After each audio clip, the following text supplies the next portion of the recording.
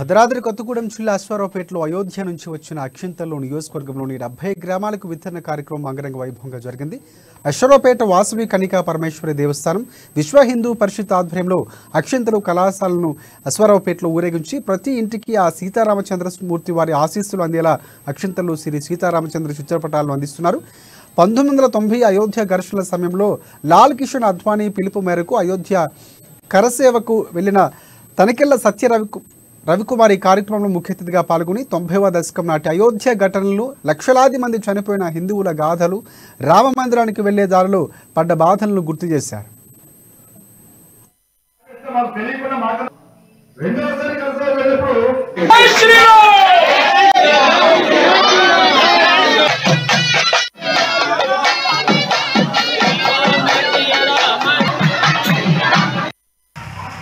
శ్రీరామ్. నా పేరు తనికెళ్ల సత్యరవికుమార్, విశ్వ హిందూ పరిషత్ రాష్ట్ర కార్యదర్శిని.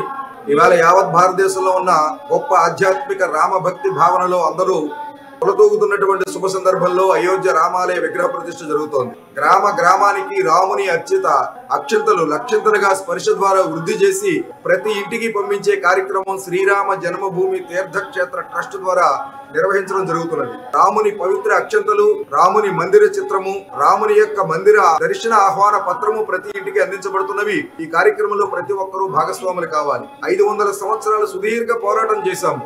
1983లో ఈ కార్యక్రమాన్ని ఉవ్వెత్తున ప్రజల ముంగిటికి తీసుకురావడం జరిగింది. విశ్వ హిందూ పరిషత్ ఆధ్వర్యంలో గ్రామ గ్రామాల్లోనూ కూడా రామశిలా పూజలు చేశాము, రామపాదుక పూజలు చేశాము, రామజ్యోతి రథయాత్రలు చేశాము, రామనామ సంకీర్తన, రామనామ జపాలు చేసి సిద్ధక్షేత్ర జపాలు హోమాలు చేశాము, అలాగే జలాభిషేకాలు చేశాము. ఇన్ని రకాల కార్యక్రమాలతో పాటు